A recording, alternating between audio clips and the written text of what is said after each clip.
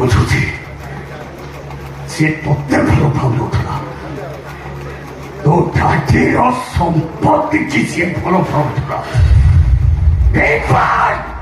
ସ୍ୱାର୍ଥପର ସେ ସମ୍ପଦ ପଟା ସମ୍ପଦ ସେମିତି ନୁହନ୍ତି। ଆରେ ତୋର ଏମିତି ଅବସ୍ଥା ହେଲା କେମିତି ସେଥିପାଇଁ ଦାଇ ଭାଗ୍ୟ ନାମକ ଶବ୍ଦଟା ଆସନ୍ତାକାଲିର ରାଜାକୁ 14 ବର୍ଷ ବନବାସ ପଠେଇଥିଲା। 100 ପୁତ୍ରର ଜନନୀକୁ ନିର୍ବଂଶ କରିଥିଲା। କାରାଗାରର ରୁଦ୍ଧ କୋଠରୀ ଭିତରେ ପୁଅକୁ ଜନ୍ମ ଦେଇଥିଲା। ଠାରୁ ଗାଁଟାକୁ ଚଢେଇ ଦେଇଥିଲା। ସେମିତି ଭାଗ୍ୟବାନ ରାସ୍ତା ଗୁଡ଼ାରେ ଭିକାରୁଣୀ ସଜେଇ ଦେଇଥିଲା। ଭିକାରୁଣୀ ସଜେଇ ଦେଇଛି। ତମେ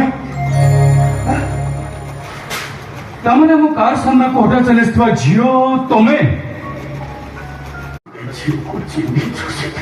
ହଁ ଅଙ୍କଲ ମୁଁ ବି ବୁଝିପାରୁନି ଏ ମ୍ୟାଡାମଙ୍କ ସହିତ ମୋର ବାରମ୍ବାର ଗୋଟେ ପ୍ରକାର ପରିସ୍ଥିତିରେ ଦେଖା ହଉଛି କାହିଁକି।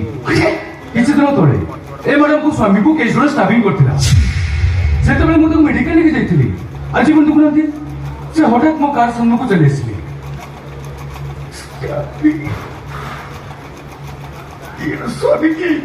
ହଁ ଅଙ୍କଲ ସେ ଖୁବ୍ ସିରିୟସ୍ କଣ୍ଡିସନରେ ଥିଲେ। ଇଏ ମୋତେ ମିଛ କହୁଛି। ସେଦିନ ଷ୍ଟାବିଂରେ ସ୍ୱାମୀ ମରିଛି। ନାଇଁ ଅଙ୍କଲ ସେ ଏବେ ସମ୍ପୂର୍ଣ୍ଣ ସୁସ୍ଥ।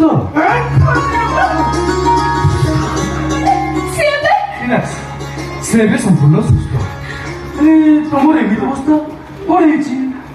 ସେଇଆ ହେଇଛି ଯାହା ସେଦିନ ସୀତା ଠାକୁରାଣୀଙ୍କ ପାଇଁ ହେଇଥିଲା।